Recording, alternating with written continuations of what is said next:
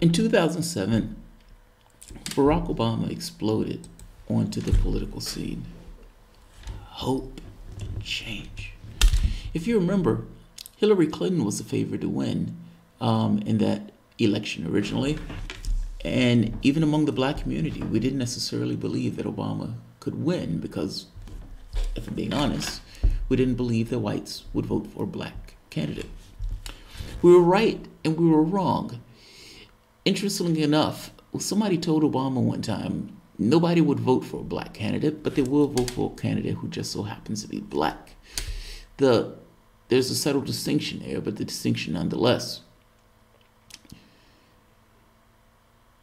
And hope and change turned to bitter disappointment as he set himself on fire for the banks, gave 95% of the wealth to the top 1%, and continued the policies of the Bush administration with modest adjustments around the edges.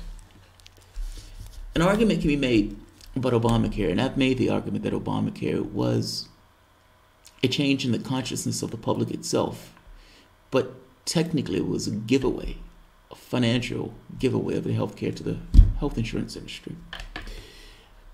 This was coupled, status quo, at 2017, half the country, let's say roughly the median average wage of the country was $30,000 a year. The majority of the country, overwhelming majority, if it had presented with a full $500 bill, wouldn't be able to pay it. And this coupled with 95% of the wealth going to the top 1%. This was the lefty in the race. Now understand, part of the thing that electrified people, that got people so jazzed up, was this idea of change, this flamboyant, the way in which he threw about change, hope and change, into every mic he get his hands on. Hope and change. And I'm black. When people didn't get that particular change, and after ending on that particular note, status quo, Hillary Clinton cheated Sanders, and people unrequited change, still didn't get it. Trump, as bad as he was, came across as if he was a change. Now, I'm not necessarily saying people should have voted for Trump. I personally voted for Jill Stein, but it was very clear that in the first case in 2008, the public wanted something significantly different, and this expansive rhetoric and hope and change. And then Donald Trump comes and gives the Republican angle on that idea of change. I'm a businessman. I'm not part of the political establishment. I'm going to change this stuff up. The Democratic Party, as opposed to dealing with the fact that the last guy burned the mic by saying he was going to do X and then proceeded to do Y, turned around and said those people were all sexist and racist and bigoted. Now, fair point, some of them are, but a percentage of them, like 20-something%, voted for the last guy, which means that not each and every person was motivated by this thing of race or by this thing of sex, that there was something else, there was some other factor in the political discourse that instigated voting for Trump. Do you realize that on the day of the election, when Trump won, on the day that Trump won that election, 60% of the population thought he was unqualified for the job? Think about that shit. They were screaming at the top of their lungs for something different, and they were willing to even go with this unknown quantity. The guy who said Mexicans were rapists and drug dealers. They were even willing to go for that guy. The guy who wasn't necessarily all that rap type, didn't seem all that bright, but at the very least was different. He wasn't status quo. And the degree to which people hated him, meaning the establishment, meaning the Clintons, the Obamas, the media, his supporters loved him that much more. There's something to be understood in that. I don't necessarily think Trump is entirely what they say. And fact is, the United States does have some institutions to kind of create a bulwark. They're frayed. They're somewhat rusted. But nonetheless, to some degree still there. But it needs to be understood why people went that route, as opposed to attacking the voters that went that route, if that makes sense. You have this idea that you have a working class, you have a public that want something fundamentally different. And the political system itself has been unmoored from the public's wants. I mean, Bill Clinton sold NAFTA as if it was going to bring jobs and everything else. It did not do that. This destruction of Glass-Steagall did not bring what they said it was going to bring. The deregulation did not bring what they said it was going to bring. What the politicians say, they've come to be discredited. Let's say it that way. The interesting part here is that that's not just here in the United States. That's also in Brexit. That's also in Europe, where you had these far-right parties and these fringe figures take the center stage. Le Pen, you can say the movement in Italy, but also Brazil. I'm sitting in Lisbon, Portugal. It's, Jesus Christ, it's 2:20 in the morning here. When real men can't sleep, real men do the news. And so that's what I'm doing. The election in Brazil got a lot of buzz here because for 300 years, Brazil was a colony of Portugal. Jair Bolsonaro, far right, fringe as fringe can be, won the election. Now, people are comparing him to Trump, but that comparison is not quite right. I mean, after all, Brazil used to be a military dictatorship, and this guy used to be part of that military dictatorship. And he's won this election saying that that was a better form of government.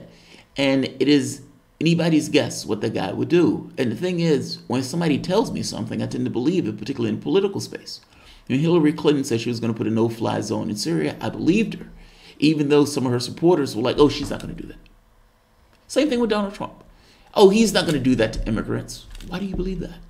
If he says it, particularly on stuff like this, I believe it. This guy is fringe of the fringe. And Brazil used to be a military dictatorship up until 1985, I believe.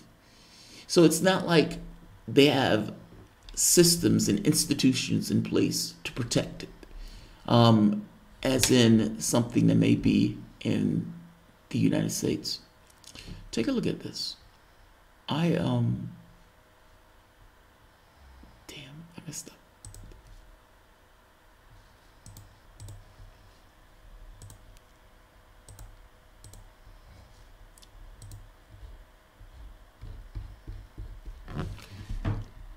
Bolsonaro, you must understand that the candidate who would have won was Lula. Lula was put in prison. Lula was put in prison specifically because Lula would have won. The other person, Dilma Rousseff, was taken out in what will be considered a soft coup by the center-right in the country.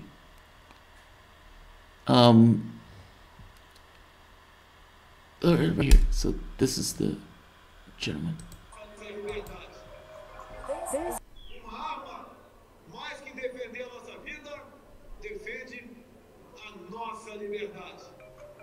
This is Jair Bolsonaro, the far-right candidate that may become Brazil's next president.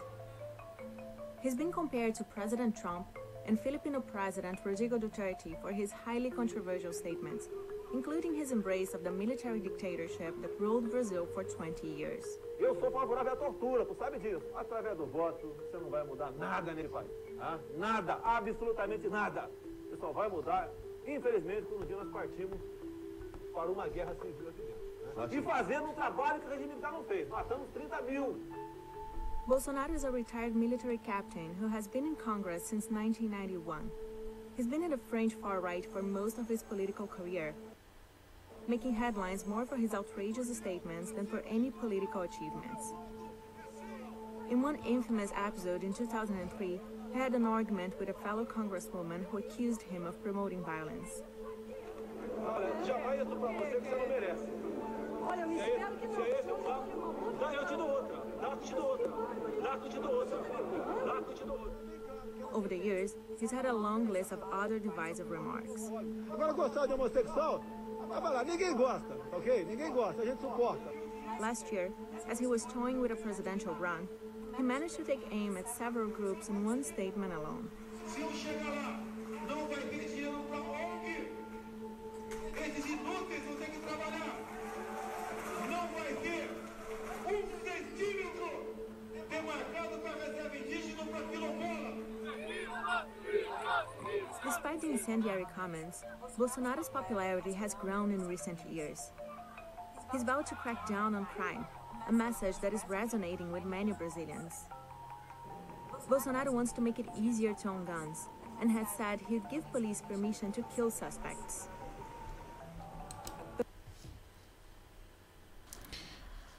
Thing is, part of the reason that he's been able to take power like this, they alluded to it in the video. Brazil was racked by corruption. I mean, like the entire government was racked by corruption. It's like the prosecutor was going after one guy after the next, And this was to some degree put as if it was some kind of noble pursuit. It was not. All of these guys, people when they were going after Dilma Rousseff, people would stand up going after her and had corruption charges themselves on them. This ended up being somewhat of a soft coup. The fact is, Lula would have won. Lula would have won. I'm gonna let Glen Greenwald explain this because Glen Greenwald lives in Brazil and I agree with him completely on this. People can make this argument that people are racist and sexist and all this other stuff. And it's like, yeah, there may be an element of that there. But to some degree, that's used to not take responsibility for failure. Brazil is not a far-right extremist country. Brazil has been led by like a left-wing, center-left party for the past 20 years. This is to some degree out of left field. People are desperate. And desperate people do desperate things. And in this case, they chose this guy. Let me let Glenn make his point, because I think Glenn does it better. Let's see. Now, the question is, why did Bolsonaro win? This is not a far-right country. To the contrary, this is a country that in the past 4 national elections has voted for a center-left political party that was born as the Workers' Party, which is its name, and that was founded by a labor leader, Lula da Silva, who came from extreme poverty, and his predecessor as the president of the Workers' Party, who also won twice, was a former Marxist guerrilla imprisoned and tortured by the military dictatorship, Dilma Rousseff, who was president until she was impeached in 2016. So how did Brazil, a country traditionally on the center-left or the center, turn to such a far-right extremist? And I think that obviously some of Bolsonaro's support comes from sympathy with his more racist, his more misogynistic, his more xenophobic, his more hateful, his more homophobic comments, but only a portion of his vote total is accounted for that way. A huge portion of his vote total, which is necessarily true if you want to win a Brazilian election with 55% of the populace, comes not from rich, white, hateful people, but from working class people and black people and poor people and LGBTs and women. People who have decided not that they suddenly are fascist or that they are supportive of bigotry and hatred against marginalized groups, but who voted for him despite that out of desperation and hopelessness and a belief that the ruling class has become so detached from their concerns that they have nothing but contempt for the vast majority of the population, and therefore the vast majority of the population have decided to have contempt for that ruling class, for that establishment, and have run into the arms of the person who successfully portrayed himself as being the enemy of that establishment class and threatened to burn it down. And that is the lesson that Western democracies and the world generally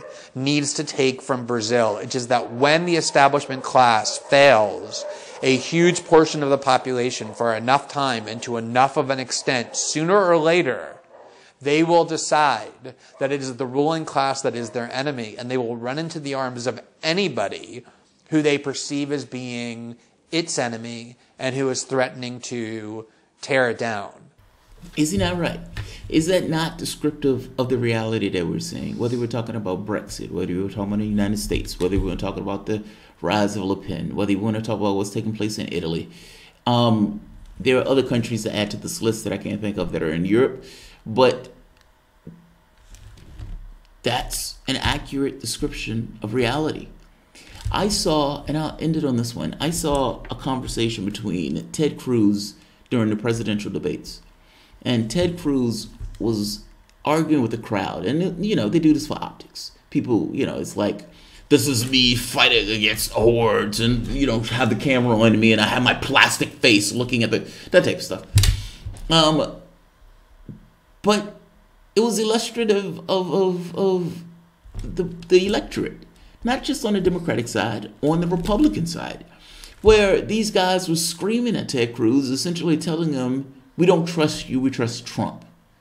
And to some degree, we don't trust your type, your political type. We don't trust you. We just believe in Trump. That's all. That's all we know. We don't know one policy. We don't know squat. We just know Trump. We know you hate him, so we like him. That's all we know. And if I'm being honest, when you think about the politics on the Democratic side, think about the alienation from the standpoint of the millions of people that left the Democratic Party, the angst and hatred that people have. They've alienated all sorts of people. There are millions who would vote for Sanders, who would vote for some third party type, would never vote for a Democrat. He's describing reality. It's not all those people were sexist and racist and insane. It's not that the people who were voting against their own self-interest were losing it or lunatics or anything else. Yet a political class that was inattentive to the needs of the population that tended to vote for them. That's what it boiled down to. And like you said, you have people who were desperate. You have people who felt they were being contempt. Not just that. In Brazil, you had this other thing of the way corruption kind of is just part of the political process, violence, all this stuff. You have all of it boiled down to people wanting and looking for something fundamentally different than what they were currently getting. And from that point, I think you, I, people in the United States, people in Britain, people in Europe can connect to that particular emotion. And in that, we understand. I have no idea what's going to take place in Brazil after this guy comes in office. This guy comes across as a complete lunatic. He's talking about locking up his political opponent. And like I said, he was already part of a military dictatorship, and he's talked about that being a great form of government. It's a great form of government if you don't give a shit what anybody else has to say, and you just kind of want to do what you want to do. Torturing dissidents, all this stuff, killing leftists or getting leftists out of the country. This guy believes he's fighting communism. He's a fucking lunatic. But Brazil chose him. He won 55 to 49. His opponent, Fernando Haddad, like Glen Greenwald said, you don't win by 55%, getting only the white vote or the racist vote. It takes a village.